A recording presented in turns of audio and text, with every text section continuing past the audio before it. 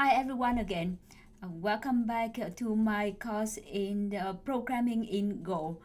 In the first week of class, you have learned how to compile and run a Go program. Uh, you now begin learning how to write a Go program.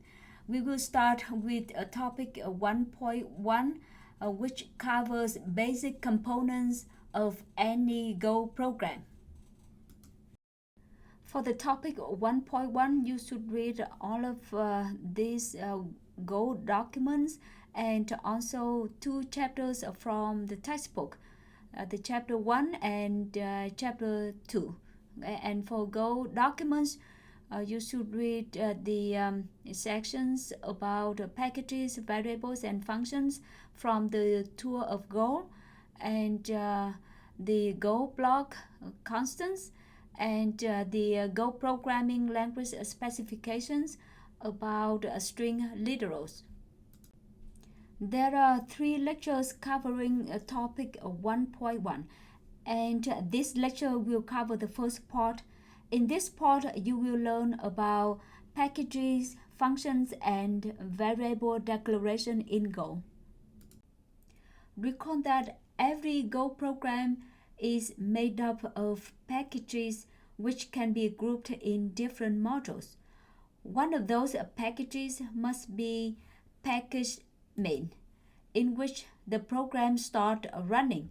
To declare the package of the source file, you simply write the word package followed by the package name at the top of the source file. The package main contains the main function where the program starts. A Go program typically also uses other packages which are listed in the import statements. For example, this program is using the packages with the import path fempty and math/rand. By convention, the package name is the same as the last element of the import path. For example, the math/rand package comprises files that begin with the statement package rand. Note that there are 2 ways to write the import statements. One way is to group the imports as a factored import statement. In this way, we write only a single import statement with a parenthesized list of packages following the import keyword. In the list of packages, we write one package per line. Another way is to write multiple import statements with one import statement for each package we want to import. In particular, this factored import statement is equivalent to these 2 import statements, but it is a good start to use the factored import statement. Because the factored import statement is preferred over multiple import statement, when you compile your program on the Go playground, it will automatically convert multiple import statements in your program into a single factored import statement. For example, when we compile this program, which has 2 import statements, it will convert it into just a single one. So now we click run. So you see that the 2 import statements for the fempty and the math packages have been converted into a single factored import statement. Also, if your program does not use a package that is imported, then the Go playground will automatically remove that package when it compiles your program. For example, suppose we remove the statement in the main function that is using the math package. So now we just comment it out and we click run, and you see that now the package math has been removed from the list in the import statement. When you import a package, that doesn't mean that you can use everything from that package in your program. In Golang, a name is exported if it begins with a capital letter. For example, the name pizza and pie that started with a capital P are exported, where pie is a name from the math package. But the name pizza and pie that start with the lowercase p are not exported. When importing a package, you can only refer to its exported names. Any unexported names are not accessible from outside the package.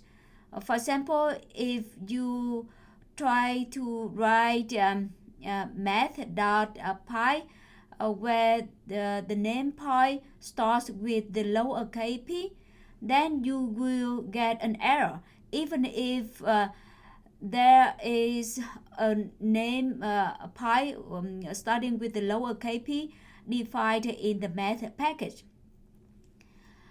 So another question is, why does the function print ln in the package fempty start with a capital P instead of lowercase p's? So you can answer this question easily. It is because if it had been started with the lowercase p, then you cannot use that function in your program.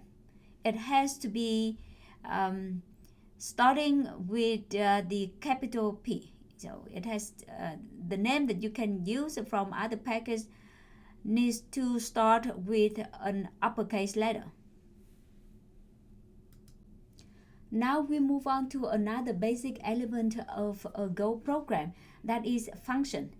Recall that every Go program starts with the main function in the package main, but you can also define other functions. A function definition in Go also consists of a function header and function body, as in function definitions in C and C++. The function header starts with the keyword func, then the function name, and then a parenthesized list of formal parameters, and then the return type. For example, here we are defining a function named test that takes 3 parameters x, y, and z, and returns an integer, which is indicated by the type int. If the function doesn't return anything, as in this main function, then there's no return type in the function header. You may notice that in a formal parameter declaration, the type of the parameter comes after the variable name. For example, to declare parameter x of type int, we write x int instead of int x as in Java.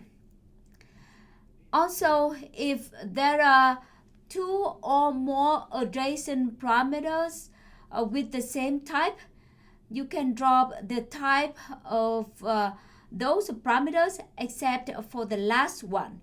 For example, here we have the first and the second parameter x and y of the same type int. Then we can drop the type after x. In other words, instead of writing x int, comma, y int, we can just write x comma y int. As in a function in C and C++, a function body in Go is also enclosed in an open brace and a closed brace. But note that in Go, the open brace cannot stay in a separate line from other part of the function header. It has to be in the same line as the function header. And the syntax of a function call in Go is the same as those in C, C++, and Java. That is, it starts with the function name followed by the parenthesized list of actual parameters. You may have known that a function in C, C++, or Java can return only a single result, but a function in Go can return multiple results. In that case, you have to write a parenthesized list of types in the place of return type in the function header. For example, here we defined a function swap that takes two parameters x and y, and is supposed to return y and then x. X and y are of the string type, so in the return type of the function swap, we write the list of two strings, and this list is enclosed in a pair of parentheses. And in the function call, so we have to declare two variables a and b to get the returned results of the function swap. So a will get the first returned result and b will get the second returned result. So here we call a swap with the parameters hello and world. So then a will get the string word and b will get the string hello.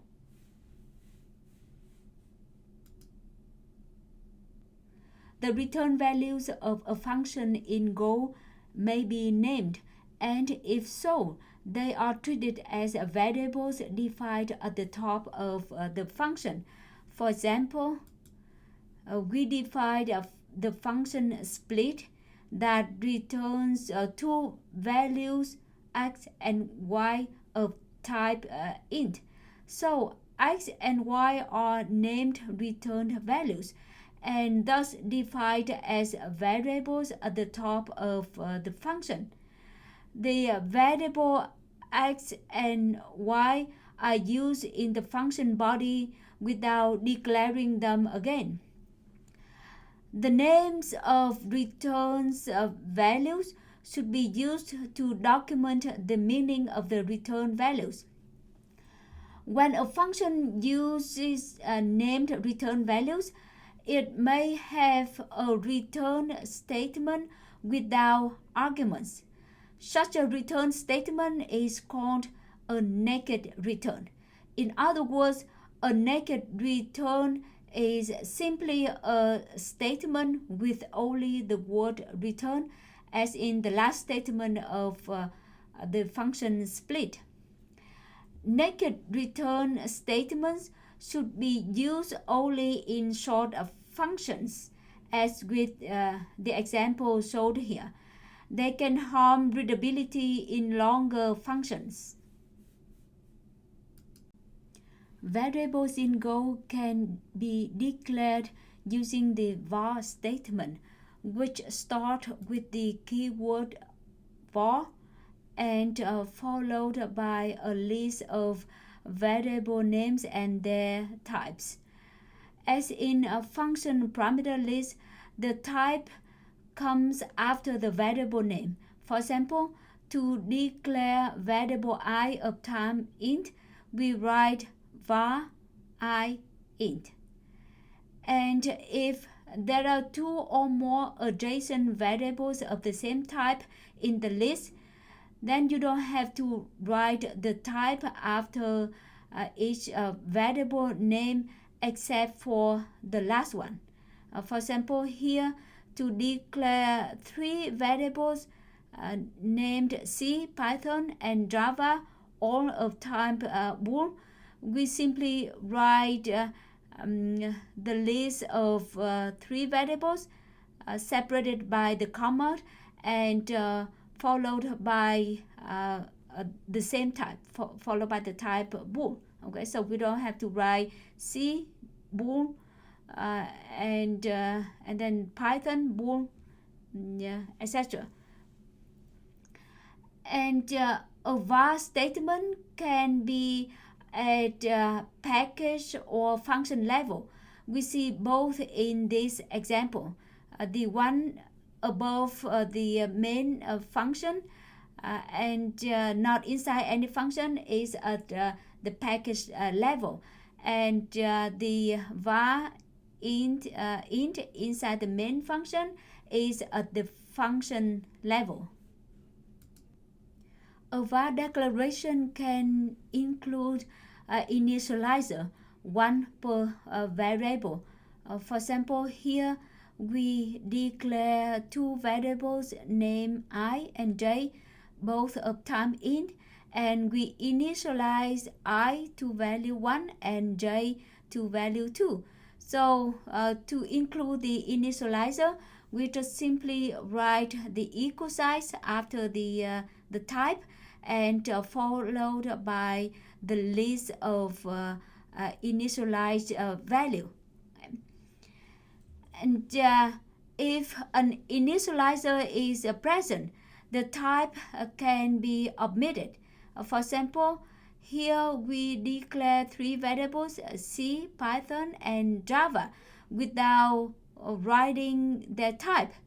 But we provide the three initializer values, including true, false, and no.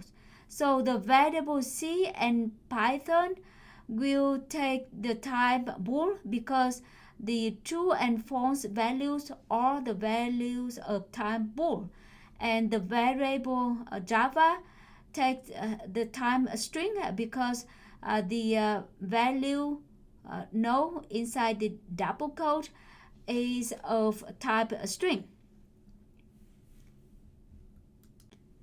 If you declared a variable with an initializer inside a function, then you may use the short assignment statement in place of a var declaration with implicit type.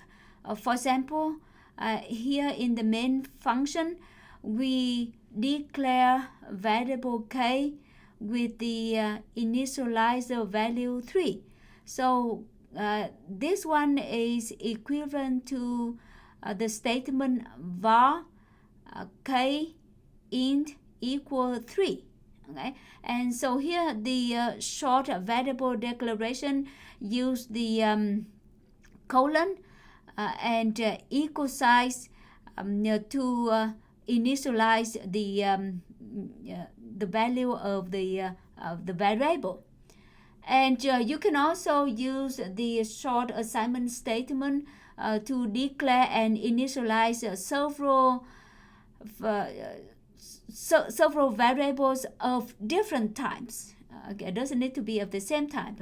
For example, the var statement that declare the variables C, Python, Java, and initializing them to the value true, false, and the string no can be rewritten using this short assignment statement.